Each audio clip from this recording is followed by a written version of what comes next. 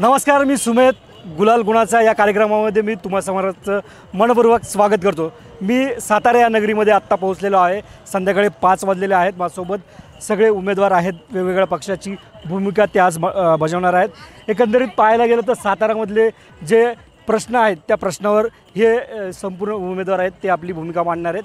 त्यांचा जो अजेंडा असेल, त्यांचा जे येणाऱ्या भविष्यामध्ये जी सत्ता असेल त्या सत्तेमधून नागरिकांना काय देणार आहेत या संदर्भात ते आपली मतं व्यक्त करतील. मात्र माझ्यासोबत आणखीन काही जे सामान्य नागरिक आहेत हे देखील इथं आहेत. आणि एकंदरीत पाहायला गेलं तर डॉक्टर बाबासाहेब आंबेडकर आणि छत्रपती शिवाजी महाराज यांच्या पावन स्पर्शाने ही सातारा नगरी आहे. आणि एकंदरीत पाहायला गेलं तर जवळपास 25 वर्षापासून इथं वेगवेगळ्या पक्षांची सत्ता राहिलेली आहे. आता नेमकं इथलं जी 25 वर्षापासून सत्ता होती त्या सत्तेमधून सामान्य सातारकरांना काय मिळालं हे आपण थेट त्यांच्याकडनं जाणून घेऊया. माझ्यासोबत भारतीय जनता पार्टीचे उमेदवार आहेत आणि काही त्यांचे जे त्यांच्या थ्रू पक्षाची भूमिका मांडणार ते देखील आहेत. मी थेट ताईकडे जातो.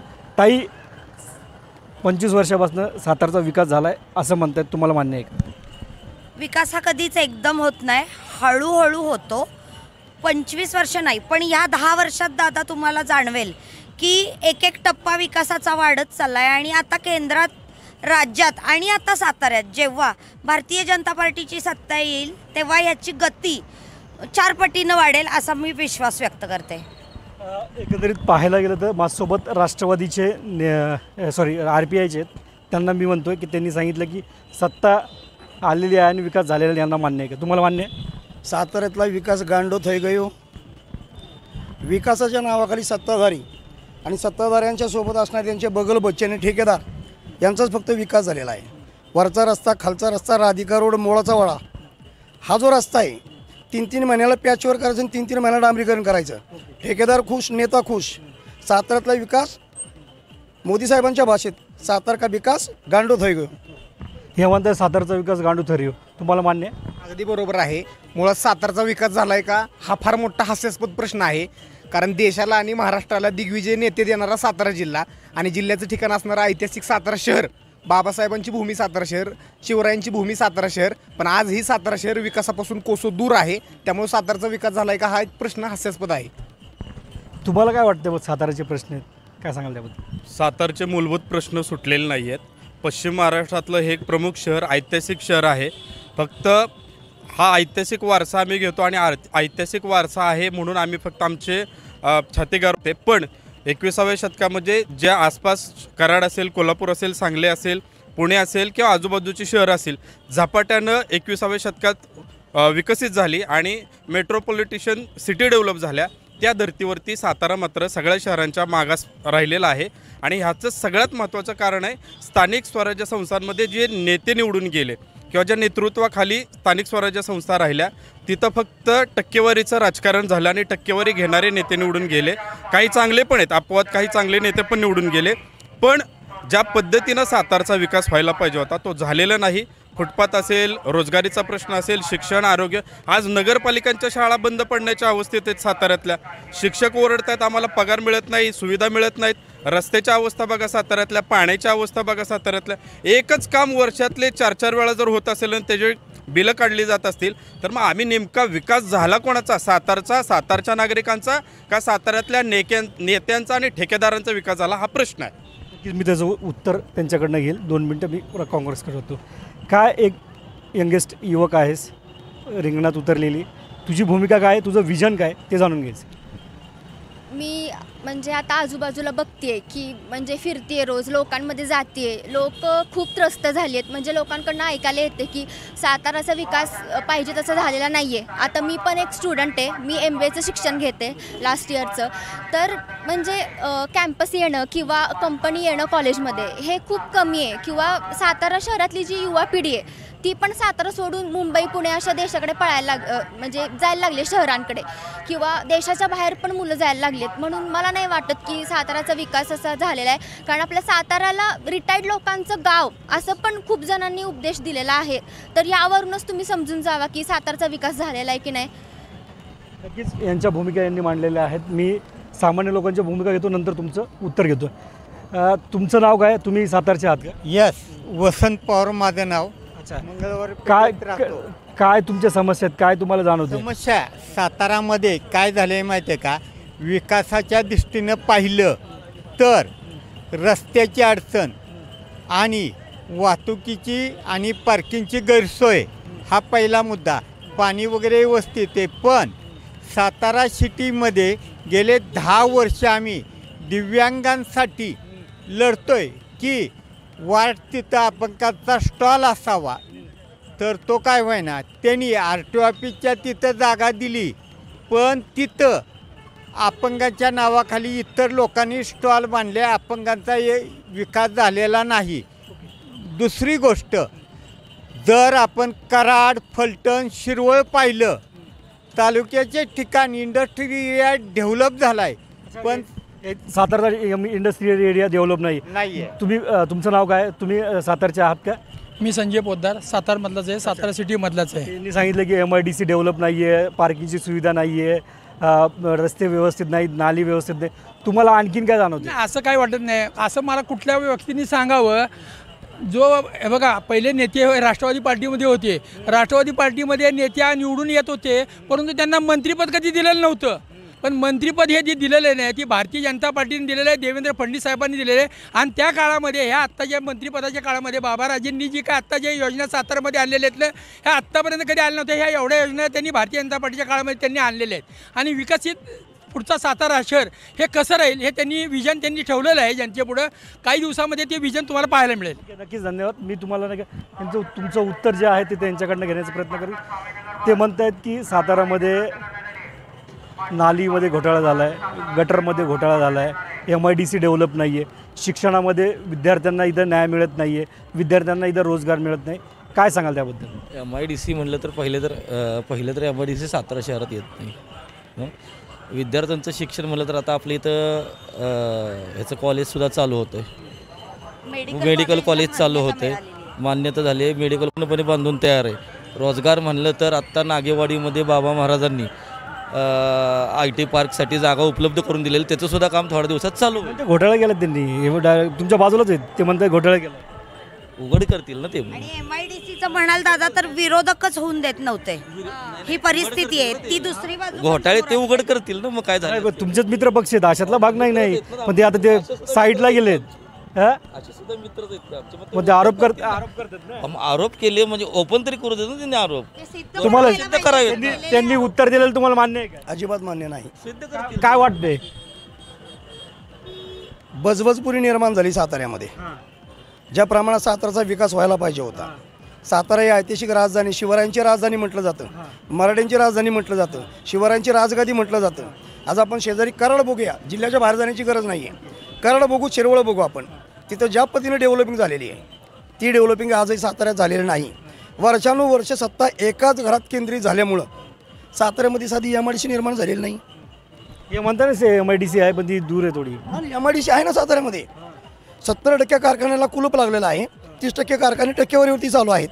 फार मोठ्या प्रमाणात इंडस्ट्रीज आहे, पण 70% कंपन्यांना कुलूप लागलेलं आहे. ते पण सांगा. ते काय विरोध?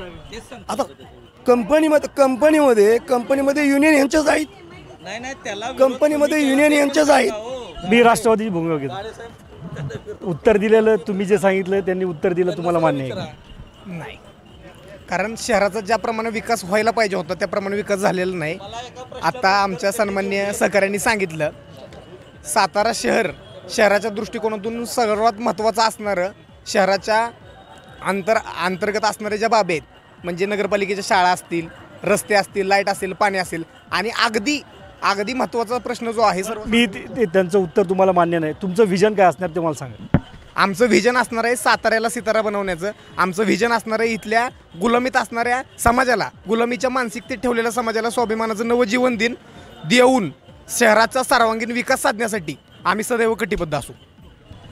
तुमचं उत्तर त्यांनी दिलं तुम्हाला पटलं? मुळात ही निवडणूक ही स्थानिक स्वराज्य संस्थांची निवडणूक आहे. हे काय राज्य पातळीवरची आणि केंद्र पातळीवरची निवडणुका नाही. त्यामुळे खोटं बोलायचं पण रेटून बोलायचं अशी काही निवडणूक नाही आहे. स्थानिक पातळीवरचे आमचे प्रश्न काय आहेत? आमचे प्रश्न रोजगाराचे आहेत, आमचे प्रश्न आमच्या आया बहिणींच्या, ज्येष्ठांच्या, नागरिकांच्या सुरक्षिततेचे प्रश्न आहेत. तुम्ही जरा इकडे कॅमेरा फिरवला तर हा ऐतिहासिक राजवाडा आहे.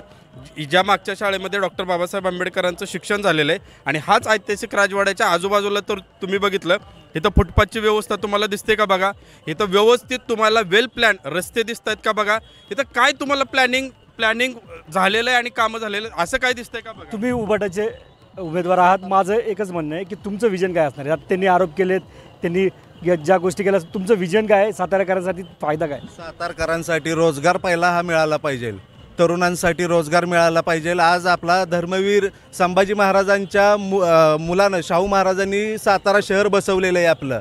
ह्या असल्या आपल्या ऐतिहासिक शहराचा विकास ह्या राजकारण्यांनी केला पाहिजे. नुसतं पोकळ आश्वासनं द्यायची आणि काय करायचं नाही असा प्रकार ह्यांचा चालू आहे. आणि सातारा शहरात विकास हा झालाच पाहिजे, तरुणांना रोजगार मिळाला पाहिजेत. अहो रस्त्यांसाठी आम्हाला आंदोलनं करावी लागतात, वारंवार खड्ड्यात आम्हाला झाडं लावावं लागतात, तेव्हा ह्यांना कुठंतरी जाग येते. ह्यांनी जे आणून ठेवलेले प्रशासक कायम 10 वर्ष त्या नगरपालिकेत राज्य करतात, त्याच्यावरती करोडपती झाले असतील ते प्रशासक. ह्याची तुम्ही माहिती घ्या. अक्षरशः आम्हाला तुम्हाला सांगू का, सातारा शहरात खूप मोठी आंदोलनं करावी लागतात. लोकांच्या जी गैरसोय होती रस्त्याच्या बाबतीत, पाण्याच्या बाबतीत. स्मार्ट मीटर आत्ता त्यांनी काय आणलेत, तर त्या स्मार्ट मीटरला पण आम्हाला विरोध करावा लागतोय. कशाला असल्या गोरगरिबांच्या डोक्यात कशाला तुम्ही असल्या गोष्टी थोपवताय? मला हे सांग की तू आता ग्राउंड लेवलला फिरत असशील, MBA कंप्लीट केलेस, ग्राउंड लेवलला फिरत असशील, काय प्रश्न आहेत, काय प्रश्न घेऊन तू आता लोकांपुढे गेलीस? लोकांपुढे आता मी सर्वोदय कॉलनी, आमचा प्रभाग क्रमांक 11 आहे. तर तिथे गेलो किंवा तिथे म्हणजे मूलभूत ज्या गरजा आहेत, आपण म्हणतो की साताराचा विकास झालेला आहे, पण तसं नाही आहे. मूलभूत गरजा म्हणजे आपलं पाणी असो किंवा तिथे रस्ते असो, लाईट असो.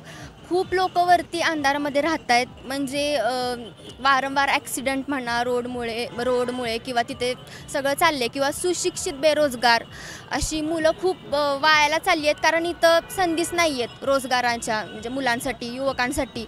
त्यामुळं त्यांना योग्य मार्गदर्शन किंवा त्यांच्यासाठी थोडंसं आपण बघितलं पाहिजे. कारण मला नाही वाटत की मूलभूत गरजा असणं आणि सर्वांगीण विकास होणं यात खूप मोठी तफावत आहे. एकंदरीत पाहायला गेलं तर सध्या इथं ग्राउंड लेवलला एक चित्र पाहायला मिळते की 2 राजे जे आहेत ते एकत्र आलेले आहेत. काय वाटते की 2 राजे बंड देखील केलं असं देखील सांगण्यात येते, तथ्य काय? नाही, हे बघा, दोन्ही राजे हे आमच्या छत्रपतींचे वारसदार आहेत, थेट वंशज आहेत. त्यामुळे दोन्ही राजांच्या बाबत आम्ही सातारकर आणि संपूर्ण महाराष्ट्रातली मराठी जनता म्हणून त्यांचा आदर सन्मान आणि आदरभाव प्रेम आहे त्यांच्याबद्दल. पण आज ते ज्या पक्षामध्ये आहेत आणि ज्या पक्षाचे प्रतिनिधी म्हणून ते काम करत आहेत, त्याबद्दल त्यांच्या पक्षाची भूमिका ते मांडतील आणि त्यांचे इथं प्रतिनिधी तेही मांडतील.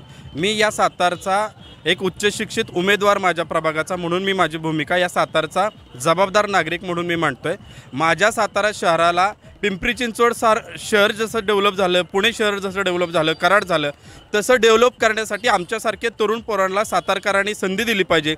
शिकलेले उमेदवार नगरपालिकेच्या स्थानिक सभागृहात पाठवले पाहिजेत. अभ्यासूपणे मतं मांडणारी महाराजांचे वंशज आहेत, खंत नाही वाटत अशा प्रकारे होते? नाही, खंत वाटली आणि नाही वाटली तर त्यांना काहीतरी वाटलं पाहिजे. आम्ही सामान्य जनता आहे, आम्ही बोलून काय उपयोग आहे? आमचे ते शेवटी आम्ही म्हटलं ना, आमचं प्रेम आदरभाव त्यांच्याबद्दल आहेच. पण आत्ता आम्हाला आमच्या सातारच्या बाबत जर तुम्ही विचारत असाल तर आमच्या सातारच्या जनतेचे होणारे रोजचे हाल माननीय दोन्ही महाराज साहेब जर बघत असतील तर कदाचित त्यांना पण वाईट वाटत असेल, पण बोलता येत नसेल. ही अंतर्गत कुचंबना आम्ही सातारकर त्यांची समजू शकतो. वाईट वाटत असेल, आतून त्यांना बोलता येत नसेल, कारण काय? राष्ट्रवादीला माहिती आहे दोन्ही राजे तुम्ही म्हणालात की एकत्र आले, त्यांनी एकत्र यावं, एकत्र राहावं. ते कुठल्या जरी पक्षात असले तरी मानसिकता लागते विकास करण्याची. दोन्ही राजा आम्हाला आदरणीय आहेत, राजघराण्यावर प्रेम करणारे आम्ही सर्व सातारकर आहोत. माझी विनंती आहे दोन्ही महाराजांना की त्या दोघांनी जर मनात आणलं तर ताजमहालसुद्धा साताऱ्यात आणू शकतात. फक्त मानसिकतेची गोष्ट असते, मानसिकता असली तर साताराचा विकास हा 100% होऊ शकतो. हे म्हणतात की मनात आणलं, दोन्ही राजे एकत्र आले तर ताजमहल देखील बांधू शकतात. खटतंय कुठं, आडतंय कुठं तुम्हाला माहिती? सांगोलेचा करार केला दोन्ही महाराजांनी. पूर्वी सांगोलेचा करार झाला होता. सांगोलेच्या करारामध्ये सगळी सूत्र पेशव्यांच्या ताब्यात दिली. तर राजे जे होते, छत्रपती होते, नामदारी झालेत. आता परिस्थितीच आहे, दोन्ही राजांनी सांगोलेचा करार केला आहे, त्यामुळे त्यांनी सगळी सूत्र पेशव्यांच्या हातात दिलेत आणि दोन्ही राजे नामदारी झालेत. त्यामुळे त्यांच्याकडून कसलीही सातारकर अपेक्षा ठेवत नाहीत. आमची लढाई आम्हालाच लढावं लागणार आहे, दैनंदिन गरजा भागवण्यासाठी आम्हालाच भांडावं लागणार आहे. अन्न पाणी न वस्त्र निवारा मूलभूत गरज आहेत ना. मराठी शाळा ओस पडलेत आहे, इंग्रजी मिडियमचं पेव फुटलं आहे, रस्त्यात खटाका खाड्यात रस्ताही समजाय मागत नाही. त्यातूनही जर हे वर्षानुवर्ष राजघराण्यात सत्ता असताना पुन्हा एकदा त्यांच्याच पक्षात ज्यांनी प्रवेश केला आहे भाजपमध्ये, ते जर म्हणत असतील की सातारच्या सर्वांगीण विकासासाठी भाजपला निवडून द्या, महात्मापती विकास झाला नाही त्यांनीच कबूल केलं ना. याच्यासाठी वेगळं काय पाहिजे? विकास झाला तर हो, झाला ना विकास. कासपाटाला डान्स बार चालू आहे, पाचगणला डान्स बार चालू आहे, महाबळेश्वरला डान्स बार चालू आहे, खुल्यामपणे मटक्या चिट्ट्या विकल्या जात आहे, गांजा पकडला जातोय, दारू विकली जाते, जुगाराची क्लब चालू आहे. साताराचा विकास झाला आहे ना. आम्हाला लाज वाटते की आमच्या साताराच्या राजधानीमध्ये, आमच्या शिवरायांच्या राजधानीमध्ये, शिवरायांच्या राजगादीमध्ये दोन्ही वंशज नामदारी झालेत आणि लोक त्यांचं बोकळं, त्यामुळे विध्वंस झालेला आहे. आरोप तथ्य आहेत का? आरोप तथ्य अजिबात नाही. आणि त्यांनी ते म्हणले की अगोदर महाराजसाहेब दोन्हीसुद्धा महाराजसाहेब त्यांच्याच पक्षात होते, मग त्यावेळेस त्यांना भांडणं लावण्याची कामं फक्त हाच पक्ष करत होता, दोघांना एकत्र वेगळं ठेवायचं कसं. आता ह्यावेळेस दोन्ही राजे एकत्र आले तर हे बाकीच्यांना बघवत नाही आहे. दोन्ही राजे एकत्र येऊन विकासाला चालना देणार आहेत. आता बरेच, आता तुम्हाला सांगतो सातारमध्ये रिंग रोडचं सुद्धा काम चालू होणार आहे. नाही, दोन्ही राजे एकत्र आलेत, पण एके राजेच्या लोकांनी बंड केला असा त्यांचा आरोप आहे. असं काही झालेलं नाही. हो का, 400 उमेदवार इच्छुक होते, 50च उमेदवारांना आपल्याला तिकीट द्यायचं होतं. मग थोडं कोण ना कोण नाराज होणार, काहीतरी होणार, सगळं होणार. त्यामुळं कोण नाराज, हे बंड वगैरे असं काही नाही आहे.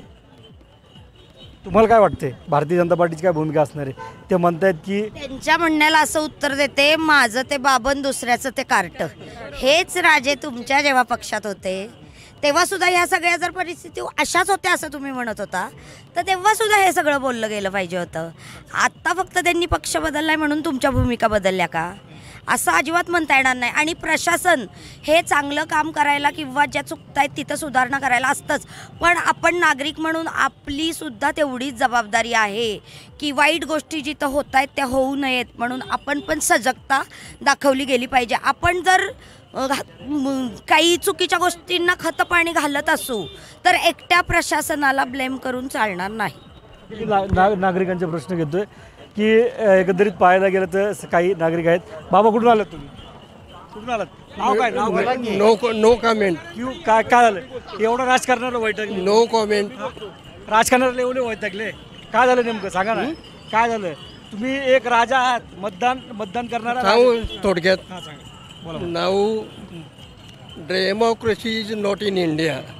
Democracy now crushing the by rural party. मग हे सामान्य नागरिकांचं काम आहे, मतदारांचं काम आहे की योग्य उमेदवार निवडून द्यायचा. काय काय झालं? काय सांगा ना मला. काय झालं? काय बस इट इज इनफ. सामान्य लोकांच्या प्रतिक्रिया आपण बघू शकतात की कशा प्रकारे त्यांना मतदानामधून मतदाराचा जो भाग आहे तो होताना आपल्याला पाहायला मिळते. आणि काही नेते आणि ते म्हणत आहेत की विकास झाला आहे. ज्यावेळेस राष्ट्रवादी काँग्रेसमध्ये हे होते, उदयनराजे होते, त्यावेळेस तुम्ही काय बोलत नव्हता, आत्ता काय बोलतात? विकास हा आम्हाला हुडकायला लागेल. कंदील घेऊन कंदील घेऊन आपल्याला विकास हुडकावा लागेल. ह्यामध्ये असं आहे की आदरणीय उदयन महाराज साहेब राष्ट्रवादीत होते किंवा शिवेंद्रबाबा राष्ट्रवादीत होते, तो आत्ता मुद्दाच नाही आहे. ते राष्ट्रवादीत होते त्यावेळेसही विकास काय झाला सातारकरांना माहिती आहे. आणि मागच्या 14पासून जे सत्तेत आहे आणि त्यांच्या पक्षात आत्ता हे दोन्ही राजे आहेत, त्यांनी 2014पासून सातारला किती निधी दिला आणि शहराचा विकास, आपण शहरावर बोलतोय ना आत्ता, शहराच्या विकासाच्या अनुषंगानं नेमकं काय घडलं. एवढे कोट्यवधीचे हजारो कोटीचे निधी आले आणि त्यातनं जे प्रोडक्टिव्ह दर्जेदार कामं व्हायला पाहिजे होती ती झाली का? आणि मग झाले असतील तर रस्त्यांना खड्डे 6 महिन्यात कसे पडतात, पावसामध्ये गटरं वाहून कसे जातात, याचा प्रत्यय यावर्षीच सातारकरांना आला आहे. म्हणजे या सातारा शहरामध्ये आणि जिल्ह्यामध्ये BJPचे उपमुख्यमंत्री धरून 5 मंत्री आहेत आणि 5 मंत्र्यांच्या या प्रमुख जिल्ह्याच्या ठिकाणी शहर असणाऱ्या ठिकाणी कोट्यवधीची कामं होतात आणि कोट्यवधीच्या कामं पावसाळ्यात वाहून जातात. शासन प्रशासनाचे जे कारभारी बसलेले आहेत त्यांना जातं, कारण त्यांनी सगळी यंत्रणा स्वतःच्या हातात ठेवलेली आहे आणि फक्त मंत्री नावाला सगळ्या जिल्ह्यांना दिलेले आहेत आणि त्यांनी फक्त आदेशाचं पालन करायचं आहे. सातारा शहरामध्ये मूलभूत समस्या खूप जास्त आहेत. आपण स्थानिक प्रश्नांवर बोललं पाहिजे. केंद्राच्या, मला सांगा BJPवाले आमचे, ऐका एक मुद्दा कंप्लीट करतो. आता आमच्या इथं सहकारी BJPचे पक्षाचे आहेत. हा काय पक्षीय राजकारणाचा विषय नाही, हा स्थानिक मुद्द्यांचा विषय आहे. सातारा शहरामध्ये शिक्षण, रोजगार, पाणी, लाईट, सामाजिक सुरक्षा, महिलांची सुरक्षा आणि फुटपाथ असेल, रस्ते बस सेवा असेल, असे मूलभूत प्रश्न आहेत. आरोग्यसेवेचा प्रश्न आहे, शिक्षणाचा प्रश्न आहे, याच्यावरती कोण बोलायला तयार नाही. आम्हाला फक्त महाराज साहेबांचं नाव घ्यायचं, भावनिक करायचं आणि प्रत्येक वेळेसचं राजकारण भावनिक पातळीवरती न्यायचं आणि शेवटच्या टप्प्यामध्ये मग पैशाच्या पातळीवर आणि भावनिक पातळीवरती न्यायचं. सातारकरांनी पण आता शहाणं झालं पाहिजे. आपण 21व्या शतकात जगतोय. माझं म्हणणं असं आहे BJPच्या सगळ्या पदाधिकाऱ्यांनी केंद्र आणि राज्य सरकारच्या विकासाचा चष्मा सातारमध्ये काढून सगळं बघावं, म्हणजे प्रॅक्टिकल परिस्थिती त्यांना लक्षात येईल. ते मी भारतीय जनता पार्टीची भूमिका काय ती बघतो. ते म्हणत आहेत की जो घोटाळा झालेला आहे, कॉन्ट्रॅक्टदारांचा घोटाळा, जे रस्त्याचा घोटाळा असेल किंवा कॉन्ट्रॅक्ट बजेट येतं, विकास होतो, पण पाऊस आला की वाहून जातं. ही आजची समस्या आहे का? मला वाटतं आपल्या देशात 70 वर्षापासून हे आहे ना, फक्त आत्ताच ही परिस्थिती आहे असं नाही आहे. पण ते आत्ता सांगतं, ते आत्ता सांगतायत कारण पूर्वी पडणारा पाऊस आणि यावर्षी पडणारा पाऊस याची नोंद त्यांना म्हणावं, एकदा तुम्ही कास रोडला जाऊन बघा आणि मग तो रस्ता बघा आणि मग आम्हाला सांगा काय असतं माहिती आहे का. एक मिनिट काय असतं, पश्चिम महाराष्ट्रामध्ये जास्त प्रमाणात पडणारा पाऊस हा साताऱ्यात पडतो.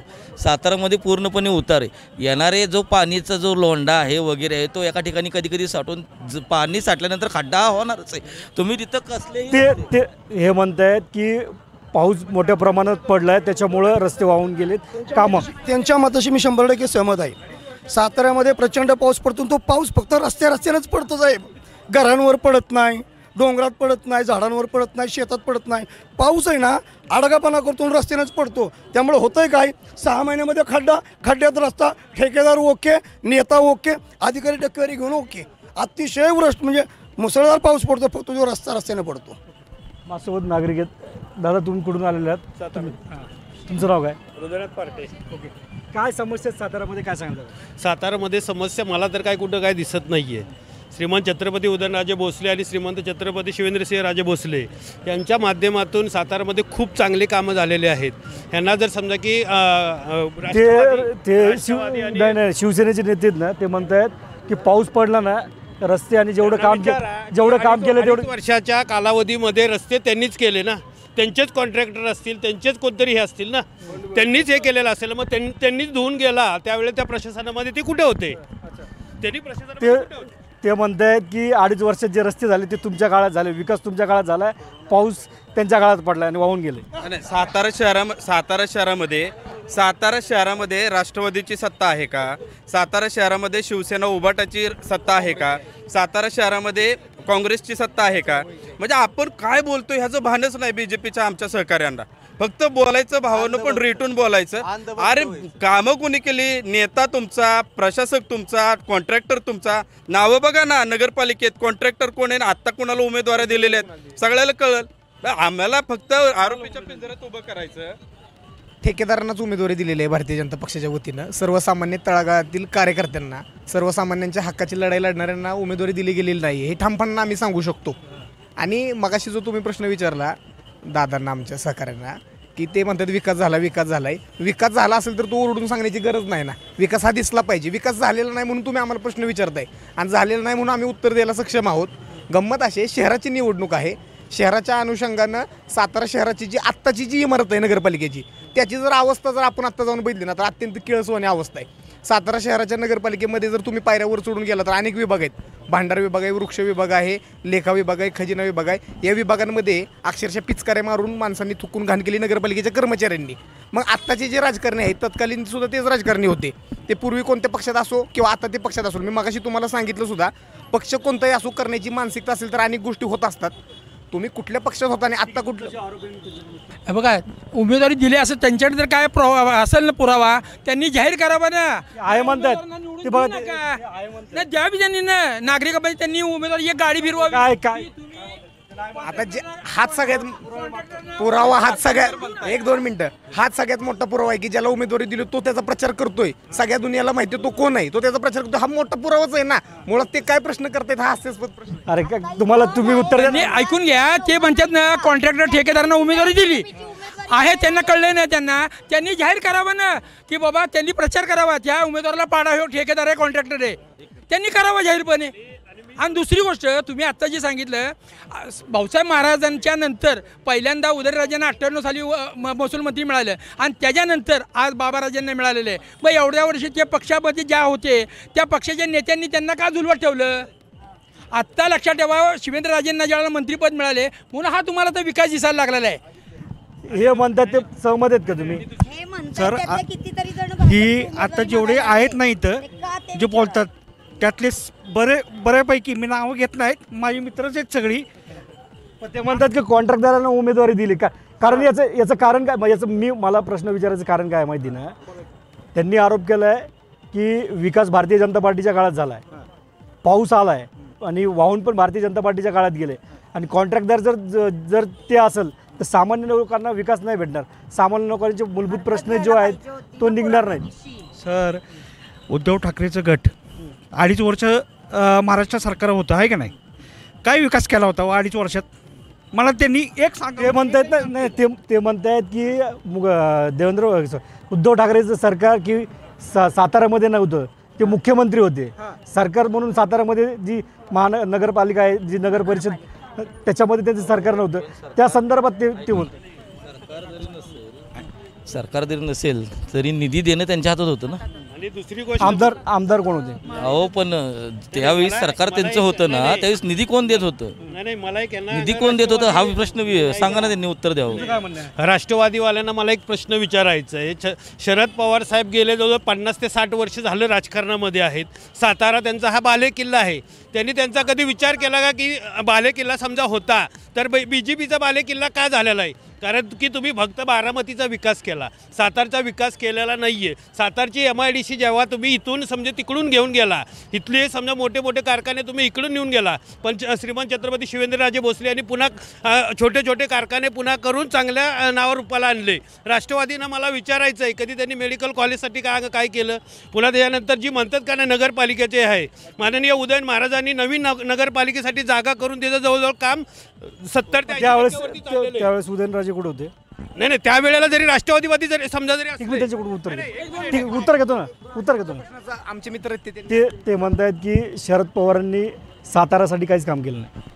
मुळामध्ये आत्ता त्यांनीच सांगितलं मेडिकल कॉलेजचा जो प्रश्न आहे तो पृथ्वीराज चव्हाणांच्या कार्यकाळातला आहे.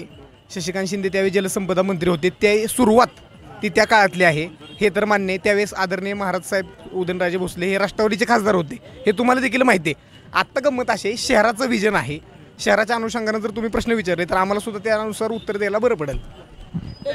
नाही ती जेव्हा असं म्हणतात त्यावेळेला समजा की शरद पवारांकडे होते तर त्यावेळेला पैशाच्या सगळ्या चाव्या तर त्यांच्याकडे होत्या. त्यांनी मग पैसे आमच्या एवढ्या समजा की हे होता निधी, तर त्यांनी निधी का नाही दिला? तुमचं काय आत्ता जे हे तर आमचे मित्र आहेत राष्ट्रवादी पार्टीबद्दल बोलत आहेत. 2004ला बाबाराजे लक्षात ठेवा राष्ट्रवादीमधून ज्याला निवडून आलेले आहेत, तालीम संघावरची सभा आहे, पवारसाहेबांचा शब्द आहे निवडून या आणि लाल गाडी दिव्याची गाडी घेऊन जावा. मग बाबाराजे निवडून त्याला आलेले आहेत, तर मग आत्तापर्यंत पवारांनी बाबाराजांना मंत्रिपद का दिलं नाही? मग विकास त्या मंत्रिपद थोपवलं त्यांनी. आणि आत्ता ज्याला शिवेंद्रराजे निवडून ज्याला भारतीय जनता पार्टीत गेले, आता तुम्ही मग त्यांच्या विरोधात तुम्ही बोलायला लागलात. मग तुम्ही त्यावेळेला बोलायला होणार होतं. 3 वेळा ते निवडून आलेले, 4 वेळाला. त्यावेळेला मग महाराजसाहेबांना ते मंत्रिपद का दिलं गेलं नाही आहे? भाऊसाहेब महाराजांच्या नंतर लक्षात शिवेंद्रराजांना मंत्रिपद मिळालेले आहे. मी RPIची भूमिका काय ती बघतोय. सगळं झालं. हे म्हणतायत शरद पवारांनी विकास केला नाही, हे म्हणतायत उदयनराजेंनी विकास केला नाही. मला हे जाणून घ्यायचं की RPI जर ची इथं सत्ता आली तर त्याचं विजन काय असणार आहे, कशा पद्धतीने काम करणार आहेत, कशा पद्धतीनं लोकांना सुखसुविधा देणार. सातारा शहराचा सर्वांगीण विकास करायचा असेल तर त्याला एकच उत्तर आहे. रिपब्लिकन पार्टी ऑफ इंडियाचा अधिकृत उमेदवार आणि OBC संघटनेने पुरस्कृत केलेला उमेदवार गणेश भाऊ बिशे यांना बहुमतानं नगराध्यक्ष बनवायचे. त्यांची निशाणी रिक्षा आहे. त्याचं कारण भाजप आणि काँग्रेस ह्या एकाच नाण्याच्या 2 बाजू आहेत. भाजप निकम्मी आहे, तो काँग्रेस उसकी मम्मी आहे. एक सापनात आहे, एक नागनाथ आहे. दोन्ही बहुजनाला रचणारच आहेत आणि हे सुज्ञ मतदारांनी ओळखलेलं आहे. साहेब लोकसभेला इथला राष्ट्रवादीचा बालेकिल्ला ढासळला, त्यालाही कारणीभूत रिपब्लिकन पार्टी ऑफ इंडियाच पडली. मी उभा होतो, 37,062 मतदान मी घेतलं. आता हा भाग वेगळा आहे. तुतारी म्हणून ते रडी चढाव खेळतायत. आता पुंगी वाजवणार आहे, त्यावेळी तुतारी वाजवली. आता सातारा नगरपालिकेमध्ये पुंगी वाजवणार आहे, त्यावेळेला तुम्हाला मी प्रश्न केला की सातारच्या लोकांसाठी तुमचा अजेंडा काय असणार? आमचा अजेंडा एकच आहे, आरोग्य, शिक्षण. आरोग्याची सुविधा इतकी भयंकर आहे, तुम्ही सिव्हिल हॉस्पिटलमध्ये जरी गेला तरी घाणीचं साम्राज्य आहे. राहिला प्रश्न शिक्षणाचा, मोफत आणि सक्तीचं शिक्षण. ज्या मराठी शाळा बंद केल्या त्याचं पुनर्विलोकन करणार, मराठी शाळा दर्जेदार कसं होतील यासाठी डिजिटल करणार. राहिला प्रश्न नोकऱ्यांचा, सुशिक्षित बेरोजगारी. इथला जो वर्ग शिकलेला आहे तो बाहेरच्या जिल्ह्यामध्ये जातो आहे, तो इथं थांबवण्यासाठी इथं रोजगारी निर्माण करणं. झोपडपट्टी आहेत, झोपडपट्टींचं पुनर्वसन आहे त्याच जागेवरती करणं. झोपडपट्टी लोकांना कोणाला हाकलून द्यायचं नाही, त्यांचं पुनर्वसन आहे त्याच जागेवरती करणं. हॉकरचे प्रश्न सोडवणं, साताऱ्यातली दळणवळणाची सुविधा आहे, पार्किंगची सुविधा आहे, ही सोडवणं आणि साताऱ्याच्या नागरिकांना नगरपालिकेच्या माध्यमातून सुशासन देणं ही रिपब्लिकन पार्टी ऑफ इंडियाचा अजेंडा आहे. मला भारतीय जनता पार्टीकडून कोण भूमिका मांडणार आहे मला ते एक सांगा, की तुमचं सरकार जर स्थापन झालं तर तुमचा अजेंडा काय असणार? ह्यांनी जे आत्ता सांगितले ना ह्या सुविधा हव्यात, ह्याची निम्म्यापेक्षा जास्त कामं सुरू आहेत. कदाचित त्यांना ह्याची माहिती नसेल. हे सगळे प्रश्न 50-60% सोडवून झालेले आहेत, फक्त ते पूर्णत्वाला कसे जातील आणि ह्याचं सगळ्याचं उत्तर देण्यासाठी दादा पण तुम्ही 3 तारखेला पुन्हा साताऱ्यात या.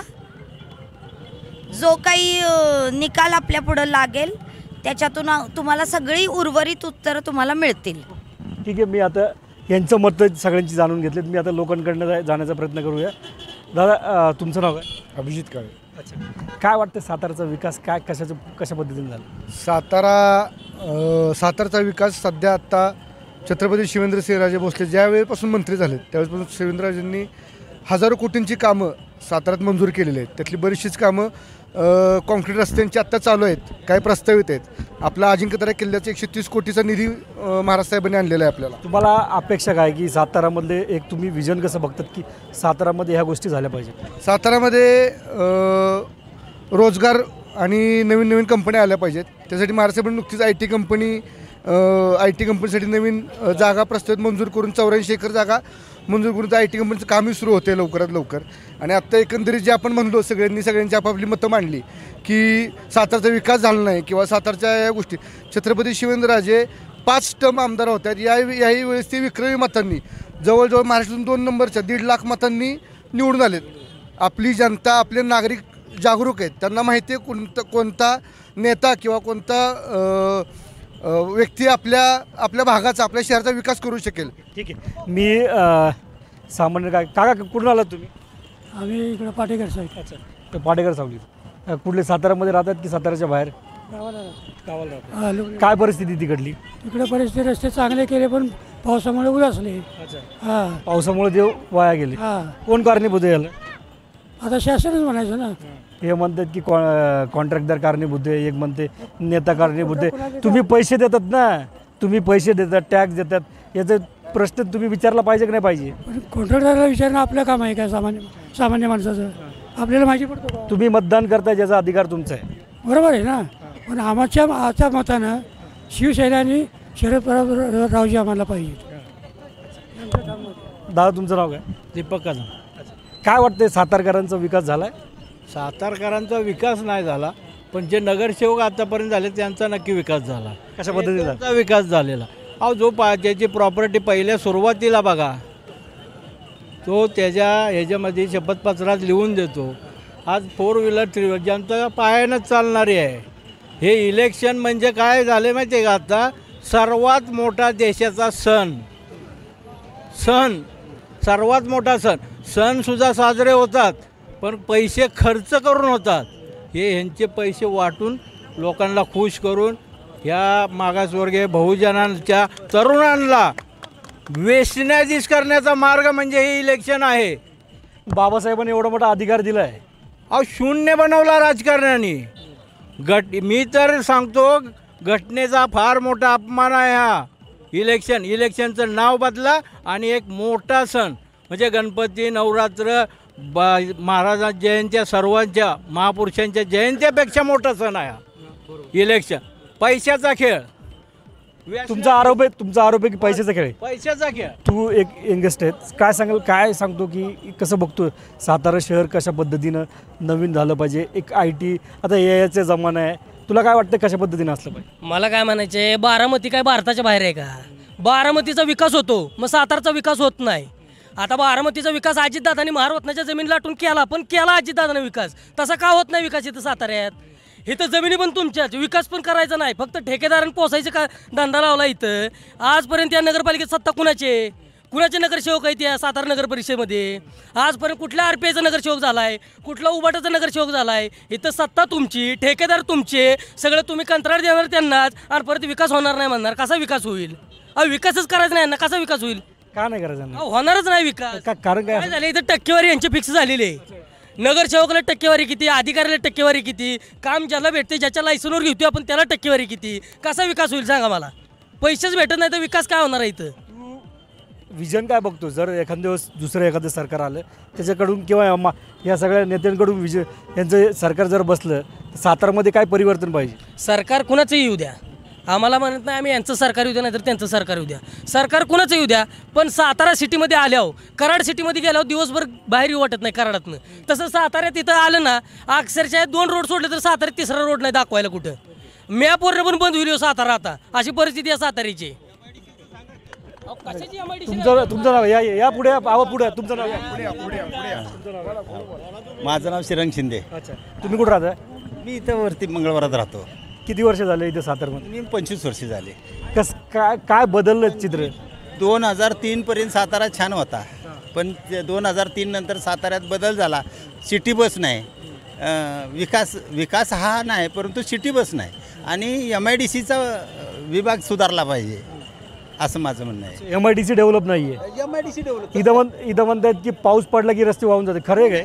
ते रस्ते वाहून जातात, हा विकासाचा भाग आला की पुढं काम मिळावं हा भाग आला, परंतु MIDC सुधारली पाहिजे, MIDCचा विकास झाला पाहिजे. खंत वाटत नाही का एवढा मोठा आपण टॅक्स देतो, एवढ्या मोठ्या गोष्टी करतो, आपण मतदान करतो, खंत वाटत नाही?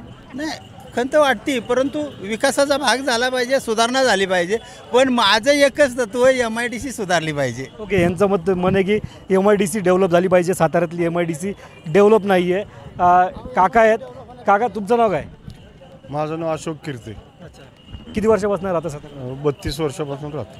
काय साताऱ्यातलं चित्र बदललेलं काय वाटतं तुम्हाला? साताऱ्यातलं काय, रस्ते खराबच होतात, किती वेळा जरी केलं तरी रस्ते खराब होतात. मी एक रिक्षा ड्रायव्हर आहे, खड्डे माहिती आहेत मला, त्याच्यामुळं हा मणक्याचा त्रास मला झाला आहे. त्याच्यामुळं तुम्ही रिक्षा ड्रायव्हर आहात, साताऱ्यातलं पहिलं भाडं काय होतं ना आत्ताचं भाडं काय? सुरुवातीला किती 2 रुपये होते किलोमीटरला, आत्ताचे आहेत 30 रुपये. CNG पेट्रोल ती जी गाडी त्याच्यावर असेल ती पण? आत्ता गाडी माझी पेट्रोलवर आहे. ॲव्हरेजमध्ये काही? ॲव्हरेज थोडाफार फरक आहे, पण इन्कम फार कमी आहे.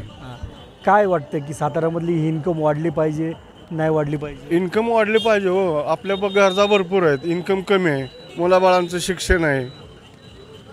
कुठलं सरकार पूर्ण नाही करत का?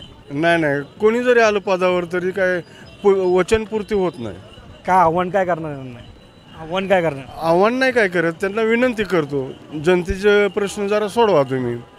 नक्कीच आपण पाहायला गेलं तर मी सामान्य लोकांच्या प्रतिक्रिया घेतल्यात, मी यांच्याकडनं उत्तर घेण्याचा प्रयत्न करतो आहे.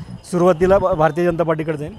ते म्हणत आहेत की खड्डे आहेत, त्याच्यानंतर विकास नाही, आणि सगळ्यात महत्त्वाचं म्हणजे MIDC डेव्हलप नाही.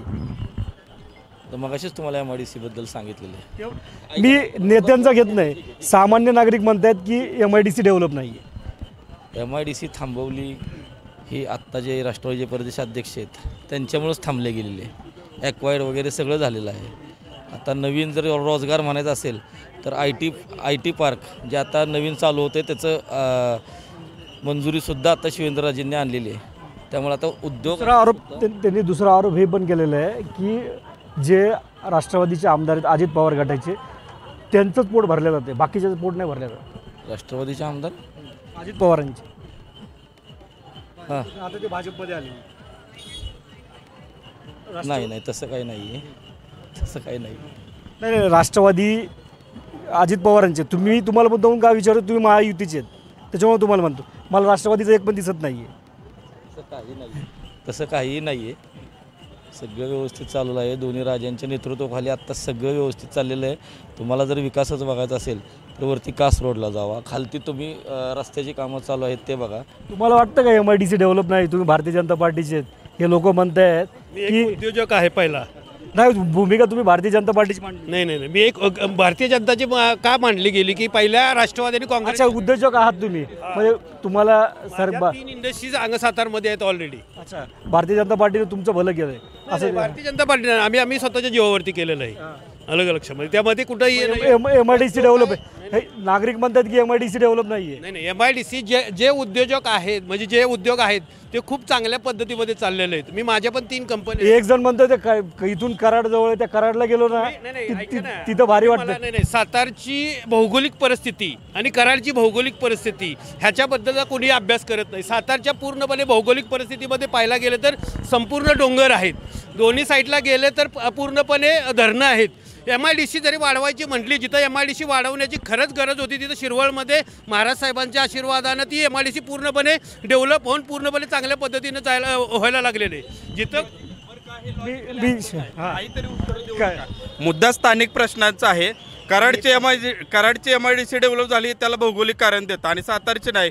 पाण्याची धरणानं भरलेला सातारा जिल्हा, भौगोलिक परिस्थिती चांगली आहे, तुम्हाला हायवे जवळ आहे, सगळं जवळ असताना तुम्ही म्हणता MIDC डेव्हलप झाली नाही तर कराडची भौगोलिक परिस्थिती आणि सातारचे वेगळे उत्तर द्यायचे म्हणून देऊ नका दादा. तुम्ही सातारचे सुजाण नागरिक आहात. मी प्रभाग 8मधून आमच्या सामान्य जनतेचा आवाज म्हणूनच आम्हाला नगरपालिकेत जायचं आहे. हे जे थातूरमातूर उत्तर देऊन सातारकरांना कायम दिशाभूल करून सातारच्या नारड्यावरती बसायचं काम इथले काही स्थानिक नगरसेवक निवडून जाऊन करतात ना, त्यांना आम्हाला बाजूला करून आमच्या सातारचा फुटपाथ विक्रेता असेल, भाजीपाला विक्रेता असेल, धुंडमांडी करणारी बाय असेल, महिला बचत गटाच्या महिला असतील, प्रवासी असतील, ग्रामीण भागातून शहरात येणारा आमचा व्यावसायिक असेल, आमचे दुकानदार असतील आणि कामगार असतील, इथले स्थानिक रहिवासी असतील, ह्यांचे प्रश्न सुटले पाहिजेत ना. ही स्थानिक स्वराज्य संस्था नगरपालिकेत निवडून गेलेल्या नगरसेवकांची प्रश्न घेतो. माझा वेळ संपलेला आहे. MIDC डेव्हलप नाही आहे, अजित पवार गटाचे नगरसेवक कॉन्ट्रॅक्ट त्यांनाच मिळते, शिवेंद्रराजे उदयनराजे यांचंच घर भरले जाते, यांचेच कार्यकर्त्याचं घर भरले जाते, असा आरोप इथल्या नेत्यांना केला तर सामान्य नागरिकांनी केला. तुम्हाला काय वाटते? हा आवाज सर्वसामान्य माणसाचा, टिपिकल कॉमन मॅनचा आवाज आहे. उदयनराजेंना शिवेंद्रराजेंना घर भरण्याची गरज नाही, ते खानदानी श्रीमंत आहेत, पण त्या दोघांच्या नावाखाली त्यांच्या बाजूला जे कोंडाळ आहे ना ठेकेदाराचं, ह्यांनी प्रचंड माया जमवलेली आहे, प्रचंड. राहिला प्रश्न ठेकेदार विजय देसाई कोण आहे? ठेकेदारच आहे ना. दिलेल्या नगरसेवकाची उमेदवारी फिरोज पठाण कोण आहे? ठेकेदारच आहे ना. दिलेल्या नगरसेवकाची उमेदवारी, मग यांना उमेदवारी दिली. पैशातून सत्ता आणि सत्तेतून पैसा हे सूत्र जे यांचं आहे ना, याच्यापासूनही बाजूला जात नाहीत. राहिला प्रश्न MIDCचा. MIDCमध्ये 100 एकर भूखंड मोकळा पडला आहे साहेब. MIDCमध्ये 100 एकरचा भूखंड मोकळा पडला आहे. रोजगार यायला मागत नाहीत, त्यामुळं आमचा तरुण बेरोजगार होऊन पोटापाण्यासाठी बाहेर जातो आहे. हे चित्र थांबवायचं असेल तर एकच पर्याय, RPIचा नगराध्यक्ष कर. नक्कीच पाहायला गेलं तुम्ही सध्या सातारामध्ये होतो. साताऱ्यातल्या ज्या नेत्या आहेत त्यांनी आपली भूमिका स्पष्ट केलेली आहे आणि एकंदरीत पाहायला गेलं तर साताऱ्याच्या जो प्रश्न आहे त्या प्रश्नावर त्यांनी आपली वाचा फोडली आहे आणि त्यांनी सांगितलं की त्यांचं विजन जे आहे ते त्यांनी आपल्या शब्दातून व्यक्त केलेलं आहे. मात्र सध्या तुर्तास इथं मी थांबतो. आपण भेटूया अशाच एका नव्या कोऱ्या कार्यक्रमामध्ये ज्याचं नाव आहे गुलाल कुणाचा. कॅमेरामन सुनील सह सुमेत, LS मराठी, सातारा.